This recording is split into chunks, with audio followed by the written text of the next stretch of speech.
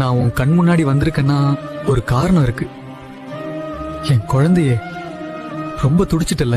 வெளியே எல்லார்கிட்டயும் நல்லா இருக்க மாதிரி சிரிச்சுக்கிட்டு தனியா உட்கார்ந்து அனாத மாதிரி அழுதியே. அந்த கண்ணீருக்கு பதில் சொல்லத்தான் இப்போ உன் கண்கள்ல பட்டிருக்கேன். என் வாழ்க்கையில மட்டும் ஏன் இப்படி நடக்குது? நான் என்ன பாவம் பண்ணேன்னு நீ தவிச்ச தவிப்பு என் காதுல விழுந்துச்சு. போதும், நீ எவ்வளவுதான் அனுபவிப்ப?